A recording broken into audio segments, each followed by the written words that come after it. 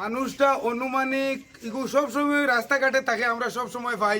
এ সোজা মানুষ, নিরীহ মানুষ, কোনো দরবার, কোনো জগলা জাতি কোনো তার জড়িত নাই, মদ গাঞ্জা কিচ্ছু না। এ সরল মানুষ রাস্তার থাকে, হে নিজে চাইটা ভাত বানায় খায়। গত রাত্রে অনুমান 1টা থেকে 1:30টার সময় খবরে প্রকাশ যে আমরা মানে পার্শ্ববর্তী তার বাড়ির মহিলা বা পুরুষেরা জিজ্ঞাসাবাদ করলে এরা কইছে যে একটা গাড়ির মধ্যে উঠাইয়া মানুষটারে আনা হয়েছে।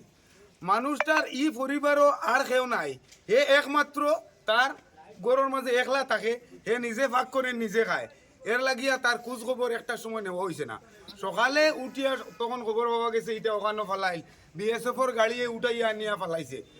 আমরার ইকান ধারণা এই মানুষের কোনো দুশ্মন, কোনো মানুষে মারবো এরকম কুচ্ছু এরকম মানুষটা না। এই সমাজের কোনো দুঃখ থাকার কথা নাই এই মানুষের উপরে, এগুর কোনো দুশ্মন নাই।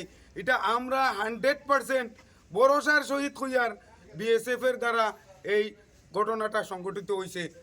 এরপরে আপনারা দেখুন বর্ডার যেখানে ঘটনা হয়েছে এখান থেকে কমপক্ষে 1.5 থেকে 2 কিলোমিটার ভিতরে প্রতিদিন 11টার পরে বিএসএফের পেট্রোলিং ও পাবলিক, সাধারণ পাবলিকের উপরে খালি হেনস্থা। বিএসএফের এখানেও খালি কয়েকদিন পরে পরে তার কাটা হয়, জালি কাটা, স্মাগলিং এটা ধরা হয়েছে 50 মিটার পর বিএসএফ। এরপরে জালি কাটা হয়, তার কাটা হয়।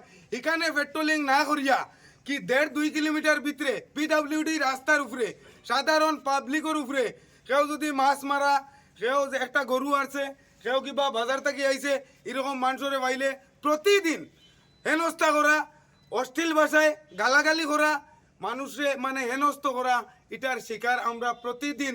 আমরা এই চণ্ডীনগর প্রথম খণ্ড, শহীদপুর দ্বিতীয় খণ্ড, শহীদপুর প্রথম খণ্ড সব মানুষ এই সাইটর মানুষ আমরা ওতে অনেক কষ্ট আছি। আমরা এখন আমরা সার্কেল স্যারের কাছে আইছি, আমরা এটা ইনভেস্টিগেশন করিয়া আমরা উচিত তদন্ত করিয়া আমরা এটার উপযুক্ত বিচার চাই।